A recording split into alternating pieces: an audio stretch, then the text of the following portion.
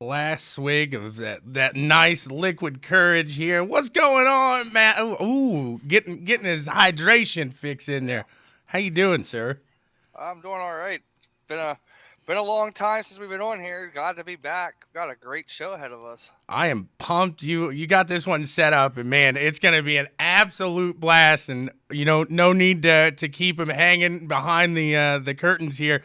We're gonna pull him right up, right there on this episode. Look at this. He's ready. You got some of the most Let's fantastic. That's go. what I was saying. The most fantastic. Just the swag. Look at that. There it is, right there. The energy you bring on a stream. I can only imagine you do the same on the real track here. How's it going, Michael? Dude, I'm fired up. You should already know by now, baby. Like, the energy's always at 100, so I'm glad to be here. Thanks for having me on the show, boys. I appreciate this. It's fun, baby. Let's go. Brought, Absolutely. brought that West Coast energy all the way to the East Coast. Dude, I try to, one of my guys in my chat said it, man. We got that West Coast class, but we also got that East Coast fast, baby. You know what I mean? So we try to stay versatile out here. You know what I mean? That's the But first shirt right there. That's the yeah, first shirt. I can see it hanging. Stay ready, baby. Our merch is about to be popping. We have a lot of ideas going on out here, and we've been grinding a ton, man. But we're getting ready for that icebreaker, so everything's been focused in on that race program as of now. You know what I mean? But merch is definitely coming soon.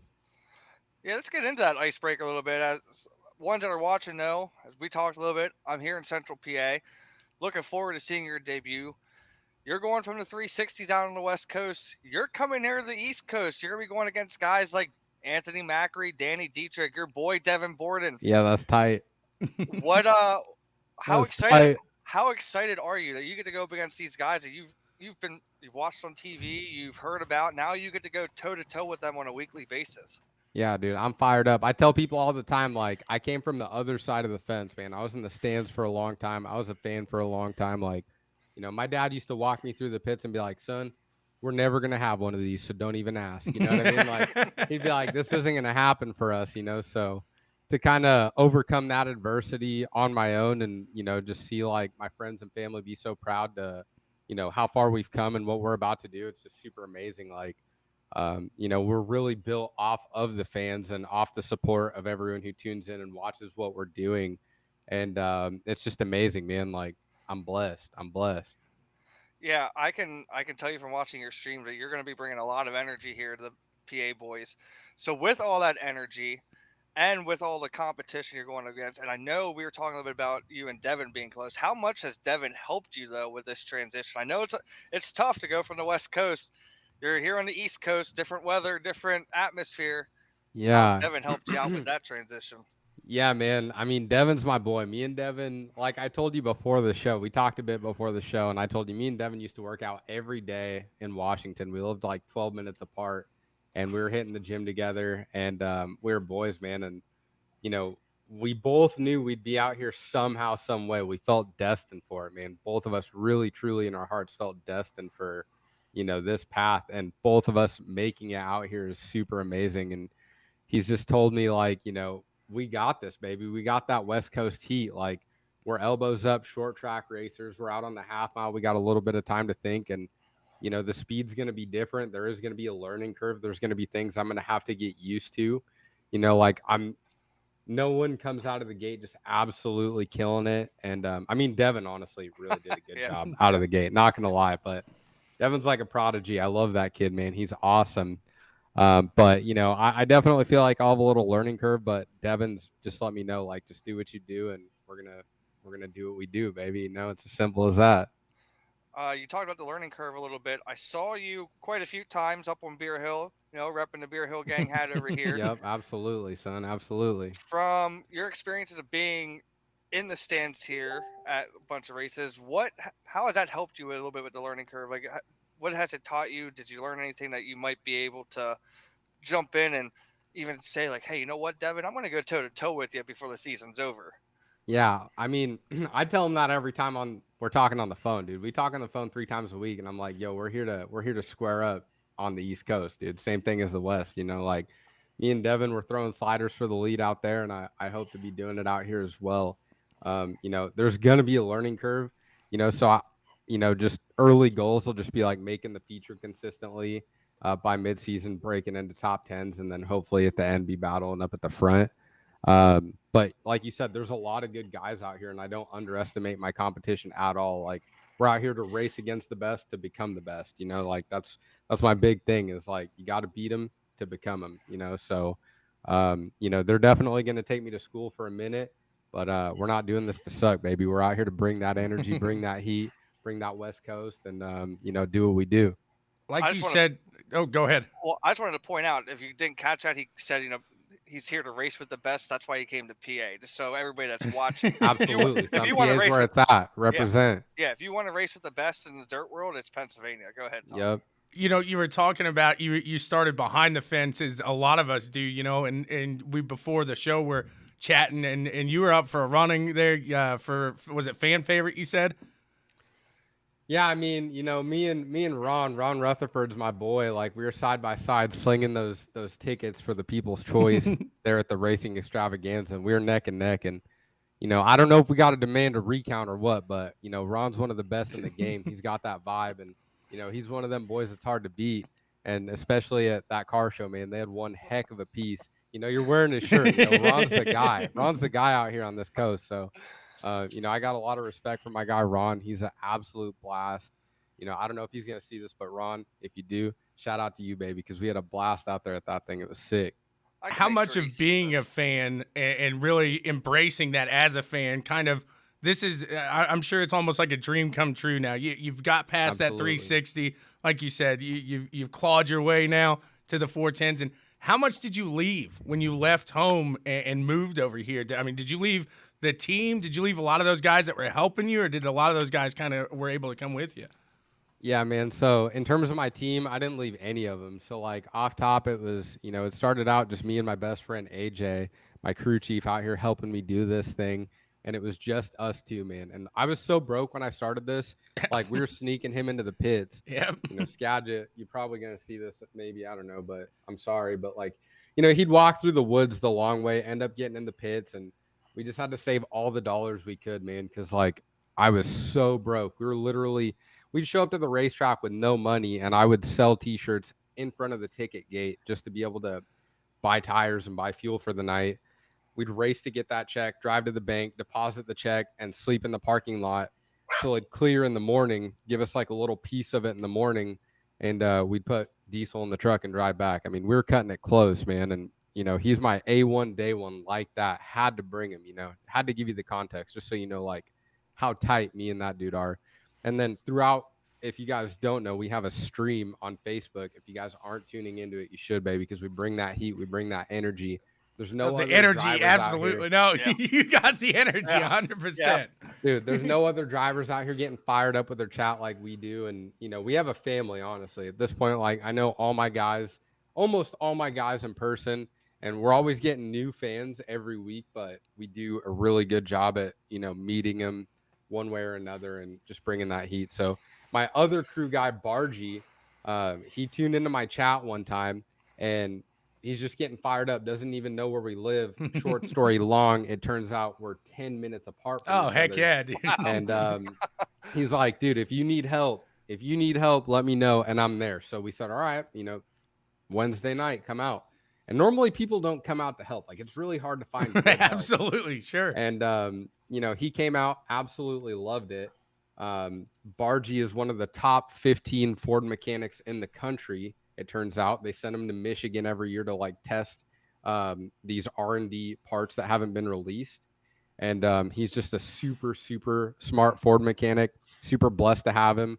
And as soon as we had the opportunity to come out here, you know, it was a no-brainer for him. And he's got, you know, a whole family, kids, you know, a whole bunch of people to think about, but they all up and left, came out here, bought a house, sold their house in Washington just to stay devoted to the team, man. So shout out to Bargy, shout out to AJ, and, you know, those are riders for real.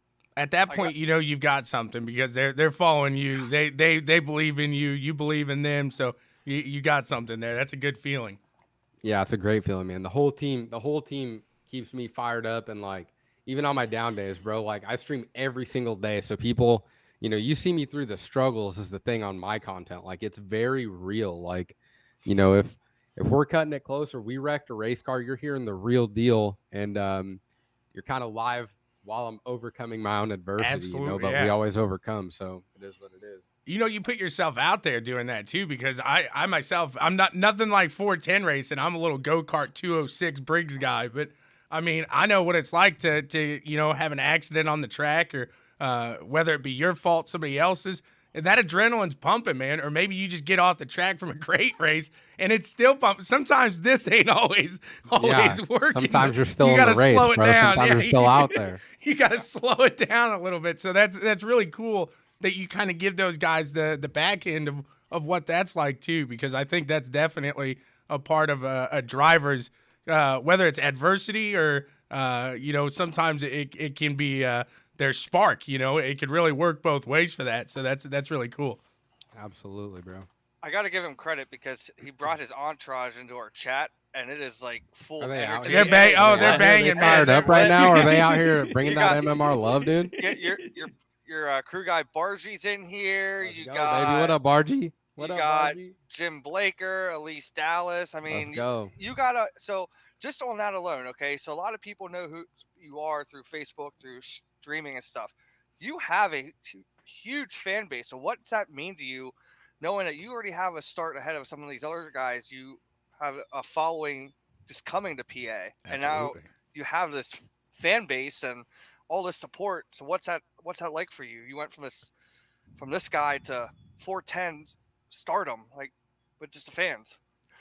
Yeah, man. I mean, it's been a slow transition, so it doesn't feel that crazy to me, because every day I'm just grinding, right? Every day I feel like I'm working on the car and working on the social media. Like, you guys know what it is to put out content. It's definitely a grind, So it felt like a very slow process for me, but the fans out here are crazy. The best fans in the game are in PA. The most fans in the game are in PA. And then I came out here just to check out a track at the National Open 2 years ago, and we already had people just stopping me like, when are you going to be here? And that was mind-blowing to me. I could not even believe that. Like, and then, now coming out here, people actually seeing that we're doing it for real, it's been even more mind-blowing, because the love and support's growing even more. And we have, like I said, we have a family. We have the best team in the game.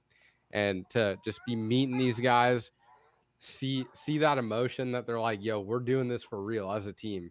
Somehow we're channeling that everyone knows that dude that should have made it that didn't make it. Like, I feel like I know guys. I remember guys that used to beat me when I was a kid, and I'm like, man, how did these guys not continue? Right. And somehow I'm blessed, I'm truly blessed, and I got the best team. And at the end of the day, it comes down to all the fans supporting me, showing me love, tuning in, and it's freaking amazing, bro. Nothing can describe that at all. Nothing can describe that. So let's give you a scenario here. Last lap, one of the biggest races in PA. You and Devin going toe to toe. What are you gonna do to beat him? Dude, he knows what time it is. I'm doing everything to beat him.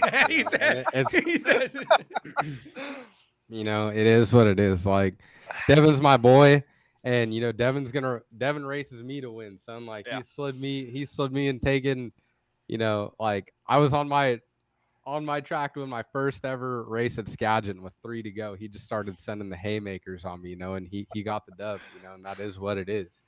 But that's what time it is, son. If I'm behind you and it's a lap to go, 2 laps to go, 3 laps to go, like, we're turning it up. So the one question I wanted to get into, and this is more so for the fans' perspective, obviously weather from the West Coast to the East Coast is a completely different game changer. So for you as a racer, how are you planning to adjust to the different types of weather we have here in PA? I mean, obviously, icebreaker, you're talking, it's going to be cold. By the time we get to the summer, you're going to be sweating, and it's going to be so hot. So how are you planning to adjust and plan accordingly as a race car driver? I mean, in terms of my body, I feel like I'll be all right in the heat, and in the cold, it'll be a little bit tougher because I'm not used to the extreme colds that we have on the East Coast. That's something I'm not used to. Like, the climate on the West Coast is just more mild all around. We don't have as low of lows or as high of highs, so definitely more mild. But I've spent some time racing in California, so I feel like the heat won't affect me too much in the car. The cold, I don't know. Haven't raced in something this cold before. In terms of like car setup and stuff, the tracks are a lot tackier earlier in the year because of the cold. Yep. They retain the moisture. So you have a more hooked up track all day. And with that, I think that plays into our strong suit. Like on the East Coast, more of the year is slick, more of the year is dry, and that's what drivers are used to. And on the West Coast, we're just used to being wide open, elbows up, in the hooked up, and there's moisture somewhere. You just got to find it and just stay wide open. Out here, there's a little more finesse, big track, slick. I don't know. I think that tacky is going to be good for us. I think the slick later in the year will be where I have to do some learning. And it's just going to be a whole year of learning for me. Early on, even though the track suits me, it's a new motor, a lighter car, a lot more power. We got a freaking ground pounding, freaking thumping, cam the F out Don Ott motor that just slaps, baby. That thing, Don it Ott, slaps. baby. I know. Don Yeah, Ott, dude. baby. That Yep. heat, baby. That Yep. heat. You already know. Yep. So Yep. that's going to be its own adjustment early on. And then, I think I'll start to get the hang of it. And then it's going to slick off and I'll have another little test and another learning curve. But, you just got to go beat the boards and figure out where the moisture's at and, not be afraid to lean on it. You know what I'm saying? Absolutely. So my one more question here for you, and I'll turn it over to Tommy Boy. You know about the rivalry between the Posse and the Outlaws. So how's it going to feel for you going onto that track, knowing now that you're part of this rivalry? Like you're part of probably the biggest rivalry in racing. So how does that feel? Man, I don't even think about that even one bit, man. Honestly, I don't feel like I'm a part of the Posse. I haven't earned my stripes. They like to see people earn their stripes. And then at a certain point, like I've seen people as they earn their stripes kind of get inducted to that through the fans and that sort of thing. And, as much of an honor as it would be to be considered a part of that, like I always want to respectfully keep it West Coast and not forget where I come from and, just represent for everybody back home that, wants to see me do this and put on for where I come from. You know what I mean? Like I'm a Latin American. We're really big on, just not forgetting that and remembering your roots. And I got a lot of friends at home that want to see me do good. So that's who we're trying to do it for. But, also my huge fan base on the East Coast, like that's my family too. And we want to put on for them too. Just everybody out there in the stands, Listen, we welcome everybody into the Posse. You come to Posse Land to race, you're a part of the Posse. So don't you worry about that, man. We'll be Don't West worry Coast about Posse, whatever. I'm just saying, son. I gotta show out for everyone who supported since day one, man. 100%. No, I understand. That's completely awesome there. Like you said, I mean, you understand where you came from, everything like that. So that's really cool to hear. So kind of turn into the virtual world. You stream, I broadcast. We try to bring that same energy, But how has it been? Has iRacing been a helpful tool at all in the transition to the real world and maybe in between that 360 and the 410? Yeah, I mean, obviously I can't talk on between the 360 and the 410 helping the transition because I haven't got my laps in the 410 yet. So I guess we'll have to see about that. I will say it keeps me sharp when I'm not in the race car 100%. Like, just basically seeing that track change, knowing where you want to be, how close, noticing a break in momentum, when to slide, when not to slide. Like those sound like really rookie elementary things, but they're things that if you're not doing all the time, you're just not as good at them as you could be. And with that being said, knowing that I've been out of the car, I didn't race much last year. I ordered a motor when I first moved out here, and COVID just had my stuff sitting on a barge, essentially. Like, right. The aluminum industry was heavily affected. My stuff was sitting on a barge. There was nothing anybody could do about it. And, we just didn't get that motor to be able to race last year at all. So now that we have it, we're going to go out there and shake off them cobwebs, knock that rust off and, start throwing some sliders and get that dialed back in. But I do think that the iRacing helps me. And it helped me when I was in the 360. I don't know why it wouldn't help me, running this 410.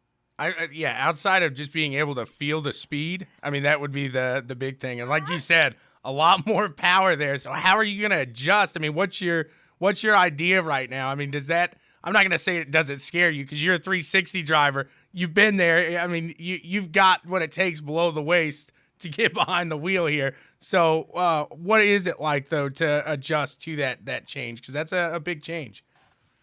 Yeah, I mean, I'm just trying to prepare a lot for it mentally and just know that, I mean, once you're up to speed, you're just cruising at your cruising altitude. Once you get to hauling ass, you just stay hauling ass. Yeah. You know what I'm saying? So it's just really the acceleration. It's a lot lighter in the front, so I know it's going to want to be more wheels up. We spent some time with the Outlaw carts, and you don't have the motor in the front. You have a huge power to weight ratio. They want to wheelie all the time, so I'm just kind of imagining it's going to be similar to a big Outlaw cart, and that experience will definitely help me there. And just gas it up, get to that speed real quick, and then you're just at your cruising altitude and keep your hands and feet inside the vehicle and keep that that thing cruising, baby. You know what I'm saying? All 4 on there, or as much as you can, maybe 2 if you got to, but yeah, absolutely. Yeah, absolutely, bro. It seems like you're there. You've got that great mindset. Like I said, you're a guy with the people. You understand the fans part in the sport, because I think that's a huge part of it. If a driver doesn't understand that connection between the fans, then that driver, at the end of the day, he's nothing but just a driver. And we don't remember those guys. Anybody on my crew, and we call our fans the crew. And if you're a fan of MMR, you're on the crew, just plain and simple. So anyone on my crew, they know we bring that love. They know we're with the people, and we're different than any other driver. Like, you'll catch me before the races, just at tailgates, just getting fired up with people. Obviously, not drinking before the races. Sure, you're right. Absolutely, staying responsible. Cruising through the pits and just finding people. I'll be rock, paper, scissoring kids and be like, look, I'm the undefeated champion. If you can beat me at rock, paper, scissors, I'm going to hook you up with some merch. Nice. But if you lose, you just have to go tell your dad to come see me after the race. That's it. That's Right. it. It's as simple as that. So you beat me, you get you get the beanie. I beat you, tell your dad to come see me after the race, and then we're going to have a good time, So I'm going to hold you to that. Hey, dude, if you're trying to play me, I stay warm, dude. I stay warm. All right. You know what I'm saying? Like, all right. So I keep that thing ready. And, if you're trying to play me for some merch, we'll see what's up. That's great right there. I did get beat by one girl at the racing extravaganza. I was undefeated all day. And then I played this girl named Michaela, and she smoked me. But she got some merch. So it was all good. Yeah, you got a new fan right there, and that connection, man, that's incredible, man. That's what it's all about. And not only are you making that connection with the fans, like you're saying, there's kids there, and that's what's really building the sport. Because I hate to sound cliche, if you don't do that with the kids, future, right? Exactly, they're not gonna get into the sport. They're not gonna want to do that right. because you saw that driver back when you were younger behind the fence. And who was that driver? Who got you fired up to get behind the dirt car, the dirt world? Was it Dad or was it somebody on the other side there? No, man. So honestly, sprint car specifically, I found out about those later in my racing career, but my cousin JJ Hickle, I don't know if you guys know that name, #1 ranked 360 driver, ran second in ASCS national points this year. There you go. JJ Hickle, that's my cousin, man. And, he got into sprint car when he was 13. I was still racing quarter midgets, and I always ran his old quarter midgets. And, he did really good, and he was good out of the box. And I've always looked up to him because he's a great driver, very talented, wins a ton of races every year, and just never got a lot of props or recognition because we're in a social media world now. And, his social media game probably just wasn't as tight. But now that he's been running on a bigger scale with the national tour and being on Flow Racing, it really helped get his name out there. And he got with a good team, and they helped him out. So, JJ definitely got me going. Watching him has been a huge inspiration. And, I got to plug my boy like that and show him some love with everything he's doing, because he's racing that Deuce 5 out of Iowa now at Knoxville weekly, so they're finally putting some respect on his name, and he's one hell of a driver, man. So that's definitely my guy right there. Dude, I gotta tell you, your fans over here, they are making my night here. They're on it. They are going crazy. My boys are rowdy. Here. My boys are rowdy, man, honestly. You ain't kidding. I'm gonna have to bring this same over to you here. We're gonna have to get something going. What a baby. night. Let's go, boys. Right? Get fired up. Show them some love out here, man. You ain't kidding. What a run these guys are doing here. Matt, you got anything else? I don't want to take up too much time here tonight from them. Yeah, I got 2 more things. First one is some night after the races, I owe you a beer for coming on here. Dude, I'll wait till you're always, done racing. I'll bring anytime. it to the pit. Yeah, I don't. right. Yeah, Hey, I just don't mind remember doing it's that. Corona season, baby. It's Corona season. I So got bring you. them Ronas, son. I got you. I need like Uh, 19 of them. The doctor's orders. No, you need it. You need 20 because of the booster. All right, Yeah. all right. I need that. I need that third dose, baby. I need Yeah. that third dose. Where can everybody see you racing at this year? I know you said you're running. I saw you talk about running for Rookie of the Year at Lincoln. Will we see you at the Yep. Grove? Will we see you at Port? What's Yep, the so- what's the plan? Yeah, right now the plan is kind of Lincoln weekly. You know, I'm a one motor team as of right now. It took a long time to get that first brand new motor. And, you know, for those that don't know, anyone who's watching right now, not from my team, you know, we're a no daddy money organization. No one's dad's paying for this. It's literally me. I started my sprint car team when I was 21 after flipping firewood, then flipping cars. Then I flipped a house, then bought a hauler, sprint car, a motor, moved into a shop, lived in a small apartment, started streaming everything, which is how we got this big fan base. So we're a no daddy money team. And because of that, and having one motor, we're locked into Lincoln, going for that Rookie of the Year. And, you know, as we grow, we're trying to find more partners, and, you know, we're always working behind the scenes because, you know, you see it. We got one of the best teams in the game, and we're always working to find new partners to just do our thing, bring that MMR energy. And once we get that second motor, I think you'll see us always mixing it up. Port, Williams Grove, Lincoln. But that's a next year plan and something I do see in the future. But realistically, trying to build a good year, have a good run. We want to focus into Lincoln, be there every Saturday night, run for the Rookie of the Year. They got a 29 race schedule, which with one motor can be hard on it. And, you know, we're going to have a rebuild somewhere in there. So we don't want to shorten that life up too much. And we're just doing everything we can to have a killer first year, show out, represent, and, you know, try and get opportunities for next year, whether it's another motor or, you know, see if Ron wants to put me in or something, you know, because he's got them nice pieces, son. So, you know. Got anything else, Tommy? Just a huge thanks to you for coming out here, Michael. It's been an absolute blast. This was so much fun. Congrats, by the way, on a 300. So not only is the guy out there banging it in 410s, he throws a 300 in some bowling, Dude, and he's getting hype at the bowling alley. The same type of energy. Dude, hey, I bring that heat anywhere I go, son. Honestly, I tell people, don't get me too fired up. You don't want to see me get, I get rowdy, baby. I let that mullet down, baby. Yeah, but congrats. Yeah, there. dude, I appreciate that a ton, man. Like, honestly, I get more flattered getting congratulated for that 300 than almost anything else that I've been doing. Well, that's a because perfect game. I've been right I've been trying to throw 300 my entire Right. life bowling, dude. You know what I mean? And to get that one game, so much satisfaction. I don't even know if I hit 300 like total. No, I can't get 303 games. 300 is a perfect game, bro. It's hard. Yeah. It's hard to hit, son. It's hard. It takes lucky me I like hit- 7 games to get to 300. Oh That's man, no way. You guys got it. You guys got it. I in need the 3. bumpers and everything. I need the bumpers. Yeah, we and got bumpers. everything. You got it in 2, man. You got it in 2 with some bumpers, son.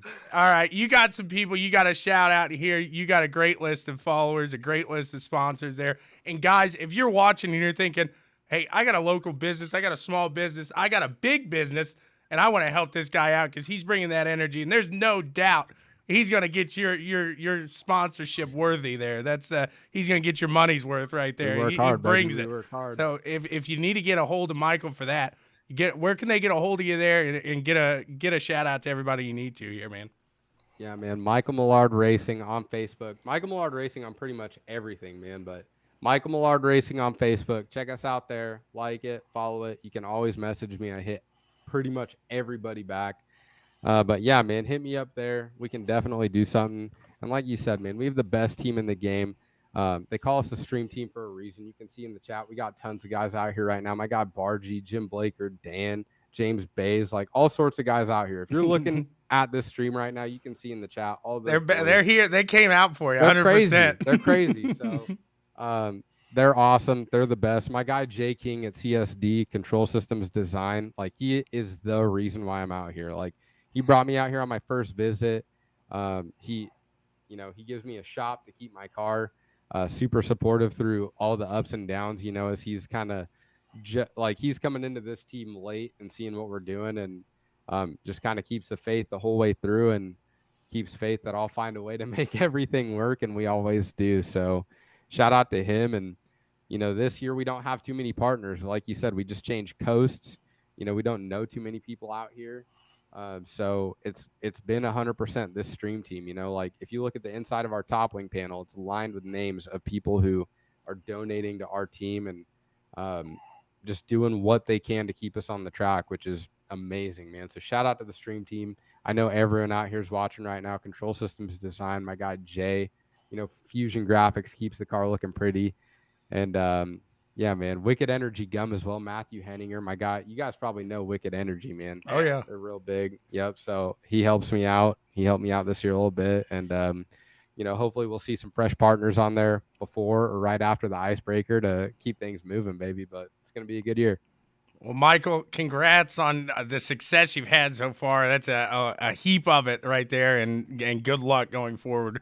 I know I'm going to be definitely tuning in to see if there's somebody I want to win that Rookie of the Year, it's this guy right here. No doubt about it. I appreciate you, bro. I appreciate you. I'll definitely be seeing you at the track, that's for sure. I'd run the other way. You see that, man? You run the other way. Oh, my gosh, boys. All right, well, hey, thanks for having me out here, and I appreciate you guys a ton. And one more time, guys, like I said, if you haven't tuned in already, check out our stream at Michael Millard Racing. We're live every single day of the week, and we're just bringing that energy, man. Come hang out with us and see how we're building this race team. We started from the mud, started from the bottom, and we're going to race the best, baby. We're really doing it, so come be a part of it. Definitely. Looking forward to seeing it more often there, Michael. Thank you again. All right, later, boys. What a show that has been here so far. What a guy. You talk about energy, and I try to bring the energy to a broadcast, but my goodness, that is full energy, full time right there. That was awesome. Dude, I tell you what, watching his streams and then, getting him to come on the show and talk to us, like, what an awesome dude, man. Like, I can't wait to see him race in person now. Like, I've been watching him on the iRacing side of stuff and seen some video clips of him out on the West Coast. Now I get to see him race in person. And if he has that kind of energy on the racetrack, does, oh, dude, look out. Oh, look out. He's coming, boys. Oh, absolutely. He's here. Yeah. He's not just coming. He's here. Let's go. Like, dude, he's got me fired up. I'm ready. Like, let's right. Go. Talk about sprints. It's a great little that back one. It's a good little segue there into the World of Outlaws sprint opener. And man, oh man, what a fun, 3 nights that was? It was supposed to be 4, correct? But one of them got canceled? Well, no. So the Outlaws got their 3 nights in, but the whatchamacallit? All-Stars. I couldn't even think of it. Okay. Yeah, yep. I got confused. They got rained out. So, but let's talk about that World of Outlaws there. And you thought that Brad Sweet was going to be a big factor in that first night, but he came off the track and caused that it was a little later caution there and just kind of not in contention. I mean, made the main event, but outside of that, coming off of that title, just really didn't give us what we thought Brad Sweet would have. Would you agree with that? Actually, no, I'm going to disagree because if you go look at the first night alone, you're talking, you had 3 of the best in the business go 1, 2, 3, and in 3 different engine manufacturers in a Ford, a Toyota, and a Chevy. Oh, I'm with you there, but I just don't think he performed to where he really could have. I'll agree to an extent that he didn't perform where he could have, but I think it's just a little bit of early on, I think we're going to start seeing like shots and the right tools, whatever right tool decides to do with the Toyota motor for what he runs. I think we're going to see them, but Brad Sweet is that guy. Like once he comes on and starts winning a race, it's over.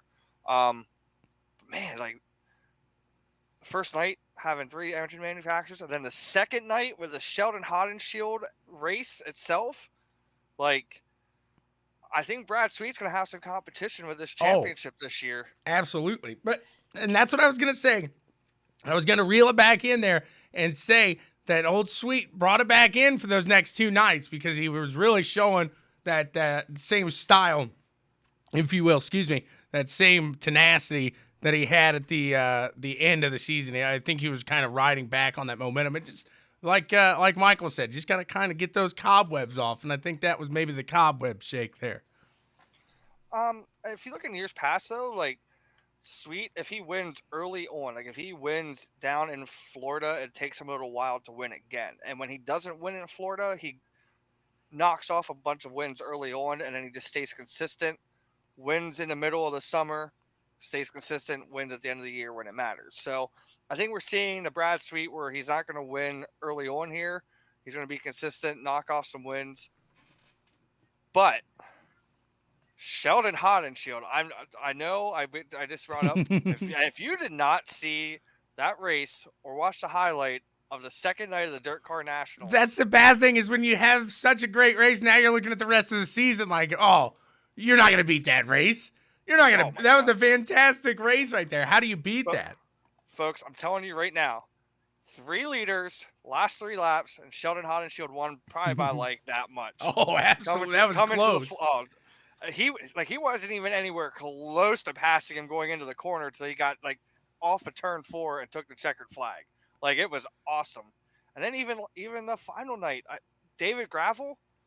Everybody talked about David Gravel was done full-time racing. He's going NASCAR racing. He just won the Gator. He won the big Gator. I was gonna say, yeah, because he had 2 fantastic first couple nights. He was right there in the contention those first couple nights. And then he's able to really reel it in. And not only does he reel it in that third night, dude completely dominates that third night. I mean, he was out there. There was some guys giving him a little bit of fits here and there, but for the most part, he was out there, and dude was just taking off. So, yeah, like you said, people said he was done. He was going NASCAR racing. I think David Gravel said, I don't know who told you I'm doing that. I don't know who told you that, but I'm here. I'm here. Brad, you better watch out. Watch out. And I want to give a shout out real quick to one of the local boys that Mr. Millard's going to have to go up against, Brent Marks. Second place finish with the Outlaws, pretty much a family ran team. He went on a tear last year when he got out of the CJB 5 car, went back in his family car, and just was knocking off win after win after win. Was probably the hottest driver last year, and he's already picked it up with. He got a second place finish over the weekend. He had 1 top 5, 1 top 10 with the Outlaws, and he had a top 10 last night with the All-Stars, I believe. I think he ended up in the top 5 too. So there's another guy. If he would decide to go back on the road, I could see some things going down with him. Yeah, absolutely. I mean, it was a fantastic way to open the season there. And I look forward to what these guys got to produce here moving forward into the rest of the season. Then you look at the All-Stars, and I didn't get to see too much of the All-Stars there, so I'm gonna let you take over on this one here. Yeah, so last night, Tyler Courtney, shocker, taking the win last night. What a drive that he had, though. Our buddy Matt Ivan and I, we were talking about it. We were watching it. It was whatever time of the morning, his time in Australia. Right. Late at night for us. And I thought Courtney was dead in the water going up against Kerry Madsen. Passed him on the outside, checked out.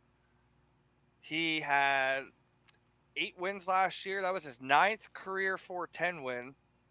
And it was with the All-Stars, running full time for the All-Stars again this year. Great way to start the season off for him, and they're actually on TV tonight. But I'm not going to ruin what happens in this race. So there's a lot of action on Tuesday night racing. We got ARCA action going on tonight. We got the All-Stars going on tonight. Loads of action here. So, yeah, absolutely. I'm looking forward to the All-Stars. I have always gotten more into the world of Outlaws, but I think in the past couple of years, the All-Stars are really showing that they're here to play that same game here. They're here to put on just as good as a show. Absolutely. And what's nice is for a long time, everybody said about sprint car racing was dead because Steve Kinzer retired.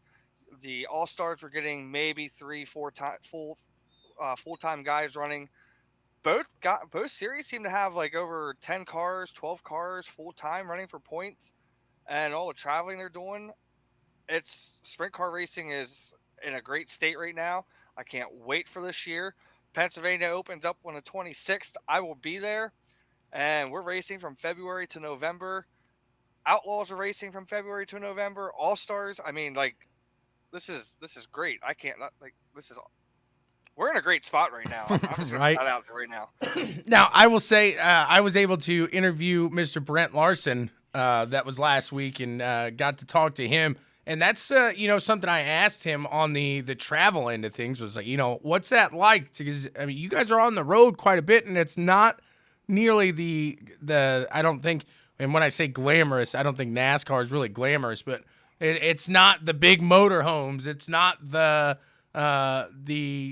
expensive NASCAR that you see. It's more of a what you think of guys from a local track. And like Michael was saying, we're sleeping in the parking lot there. I mean, there's guys that are doing that here, and that's what Brent was talking about. Is he gets with other guys that are in different cities, and he stays with them through that the travel.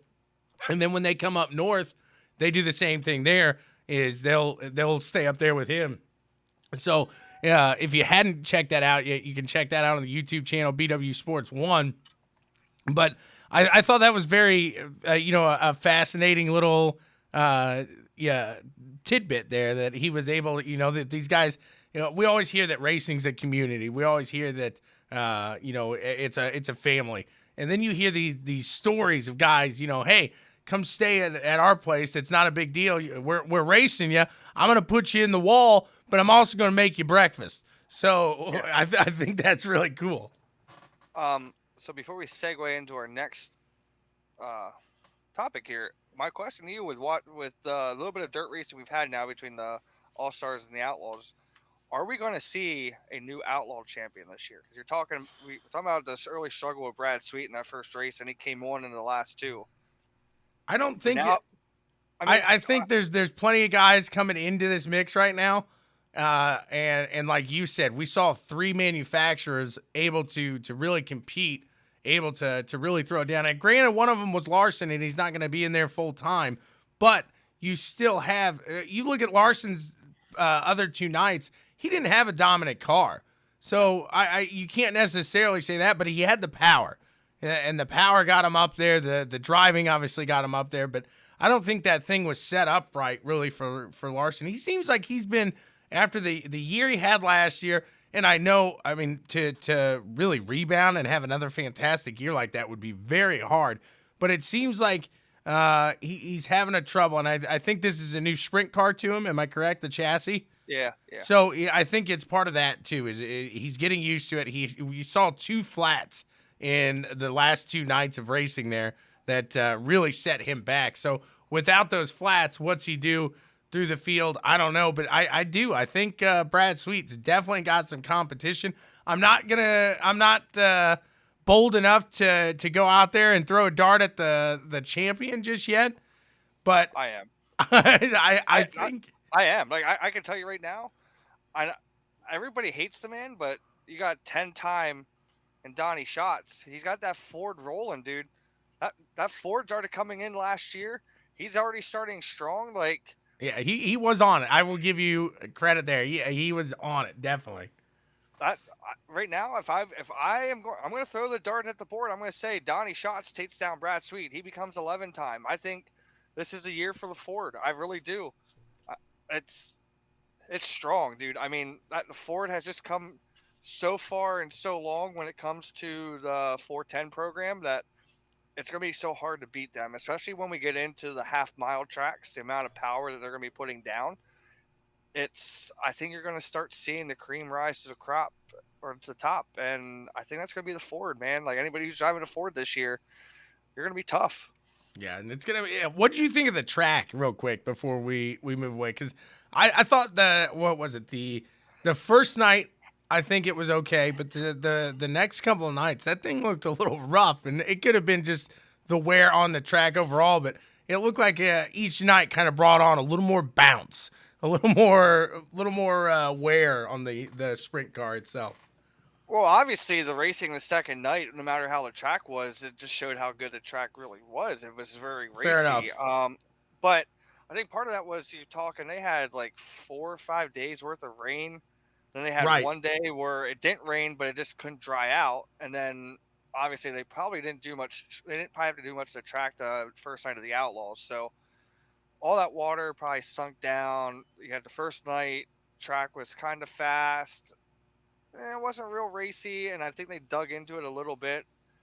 But I think it makes the racing better when the track isn't super smooth, isn't super fast. Like, it brings out the real race car drivers. You got to manhandle that thing, and it shows you who's best. So I thought the track was pretty decent for the last 2 nights.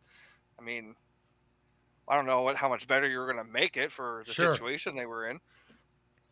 So we move over to the asphalt side of things, flipping on over there, and we move to the World Series of Asphalt Stock Car.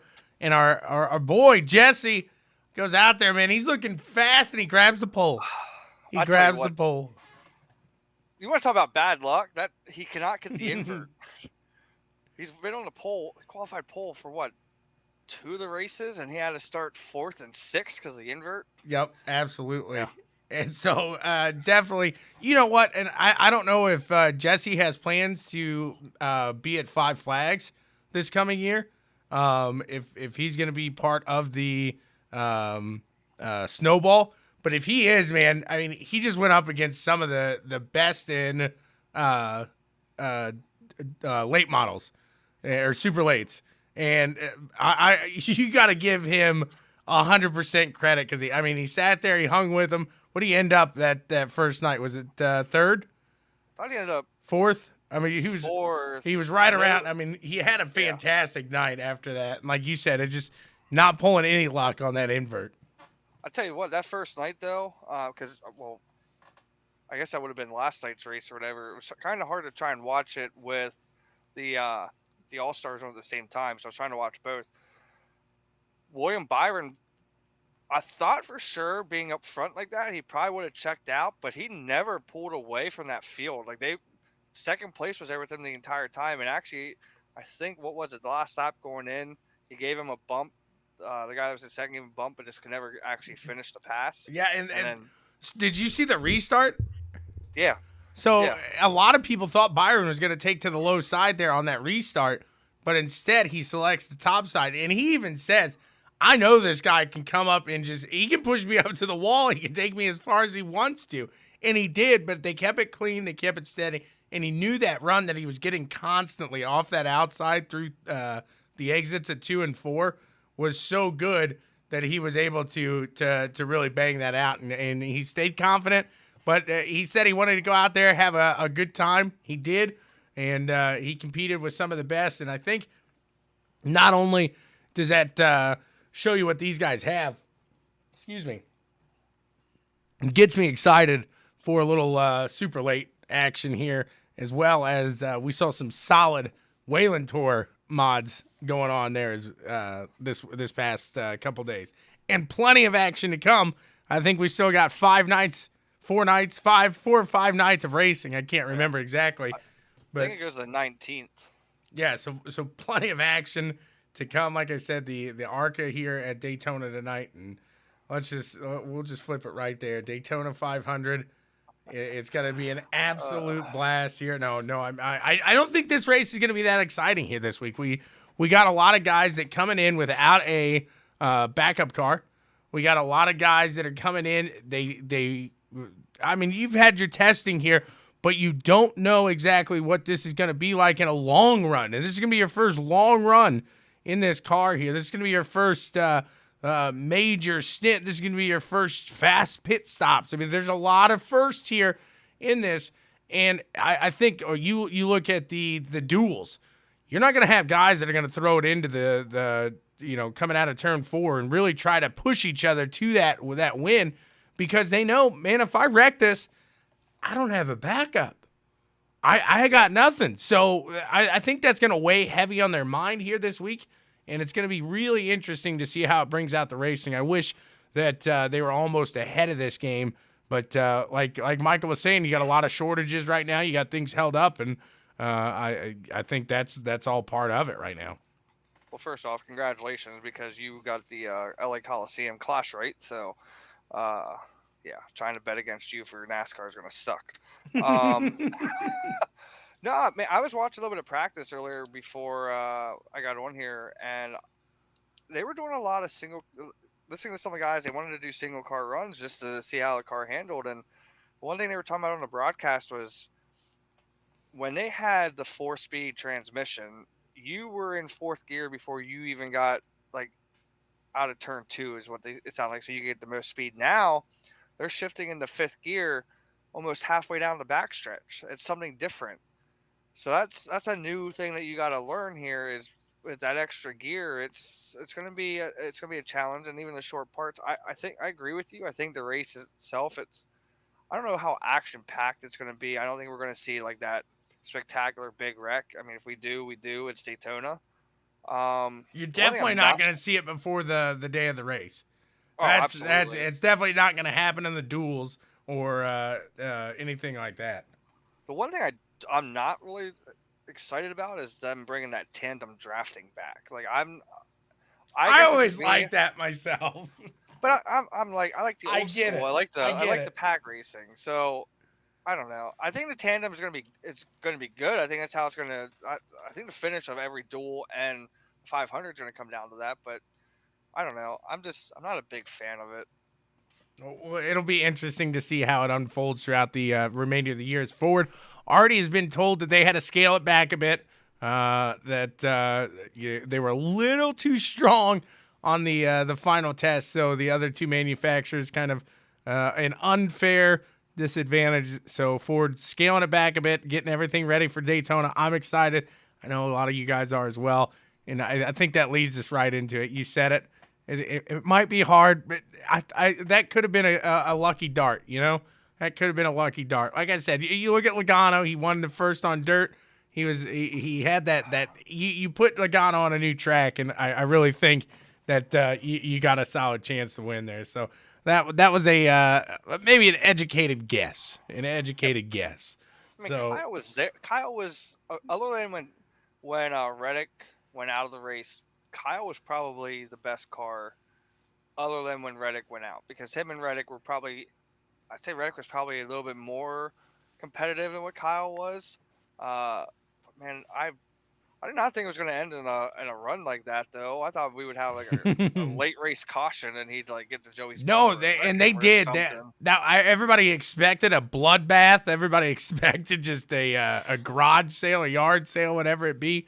And they really kept it clean for the most part, and that was pretty impressive right there. Larson gave the old shoulder to Reddick there. He said, "Nah, dude, don't come here and play that game." No, that was Haley, because you remember. Or Haley, yes, yeah. I'm sorry, not Reddick. Yeah, Haley. I guess I gotta earn my respect or whatever. No, I think I would have earned it real quick because I'd have been walking over to Larson at the end of that race. Said, "You got a problem with me? You got a problem, buddy? Because you just threw me into the wall there. I don't care if you're the champion. I don't care what you ain't the champion this year yet." That's what I just said. They're probably the same height, so it'd be a good fight. Right, absolutely. Tail of the tape. Who's got the longer reach? All right, well, we get into it now. We gotta catch some end of the races. So we're gonna wrap this one up, and we're gonna get our checkers and wreckers picks of the week out there for the Daytona 500. Brought to you by What's Poppin' Corn Snaps Gourmet Popcorn. You got to check some of that out. I've got to get a hand of that myself. You know, they just came on board with us here. And check out some local, fantastic gourmet popcorn. What's Poppin' Corn Snacks. Bare Knuckle Corn Snacks. If you see them, they're both the same there. Go knock out your hunger. Go knock out your sweet tooth there. Get some good. I'm a huge fan of popcorn, too. Oh, I love popcorn. I love some popcorn. I love it. I love me some popcorn. I throw some garlic powder and some paprika on there, smoked paprika. Oh, poo, baby. Butter. Clogged arteries. Oh, baby. no. I'm arteries. all like fancy with it. I like gourmet. I like gourmet. All right, we'll start it off. You want to get going, or you want me to start off with my pick here for the winner, the checker? I'll let you have the honors since you got the lucky dart last time. All righty. Well, it's been a while since we've seen the Hendrick team in the Daytona 500 victory lane, I do believe. And, it's been Hamlin, it seems like, for the past couple of years. So I'm going to go with that team right there, but maybe not the driver you think I'm going to go with. Alex Bowman to collect his first Daytona 500 and the first win of the season. I think he's coming off a strong momentum build in the dirt. He's getting a lot of trust built in that dirt car, and I think it's going to progress into the next gen here. I think it's going to be a solid run for him, and I think that power is going to be hard to beat. Hendrick Power out there in front, the 48 back to victory lane in Daytona. You know what? You like that pick? You like that pick? No. I like that pick. I like the fact that you said that because, on dirt, he's getting some power. He's quick. And just like on dirt, he's going to probably start on the pole and drop to the back. It's all good. It's all good. I'll give you that. My pick is probably not as an obvious pick, though. I wanted to be a homer and pick out of the Toyota camp. But after watching practice, my pick is young Ryan Blaney. I think that's going to be an upset pick like we had with Michael McDowell last year. Blaney's been good at super speedways. He's proven it at Talladega. Yep. The Fords are strong. I think it's just going to take which Ford is going to be out front at the end of the race. And I think Ryan's going to be the one out front. Going to get his first career Daytona 500 win. I think Ryan Blaney has a solid chance to really compete for the title this year. I'm gonna go out there and say that right now. I think he's gonna be a contender here this year for sure. Oh, I agree. I think Ryan Blaney. I think the Fords in general are going to be tough for the championship this year. Just the way that whole manufacturer works together. I think the Fords are going to be the toughest teams to beat this year in general. Yeah, very well. We'll have to wait and see there. We got James. He's cluing in there. He says Larson the whole way. He thinks Larson's going to take it there. So he's going to agree with my Hendrick pick at least. So I got to appreciate that. We move in to our wrecker, and this isn't somebody that we think is going to wreck or we want to wreck, anything like that. This is a pick that we just don't think is going to do as well as they should or they are predicted to do here. And I'm going to go with the two-time the back-to-back champion here. I think Hamlin, it's hard to come off that. It's hard to come off of winning one Daytona, let alone two, and then to come back the third time. It's going to be tough, so we'll have to wait and see. But my record, Denny Hamlin here, I don't think that 11 machine is going to have too much luck here. You know what? I like it.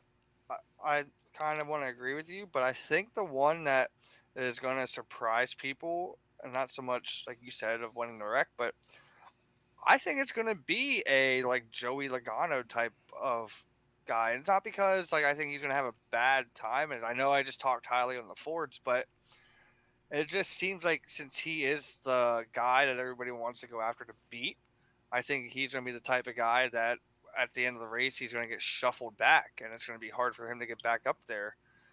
So my record is going to be Joey Logano. It's just by the pure, hey, you know what? You're the car that's probably the favorite to win this race, so we're just going to keep you in the back. And you're very true there. So we'll have to wait and see on that. We move to the dark horse, obviously. Not somebody that should finish up front. You think, hey, he should have finished fifth, but he got first. So no. We want to hear somebody back there that you really think. My dark horse this year, track house racing. I apologize. Track horse. I know, right? Trackhouse racing. I'm gonna go with Ross Chastain there. I think he's shown some promise, and in a super speedway battle, it's anybody's race. I think Ross Chastain has a solid run up to the front here and maybe gets top 10.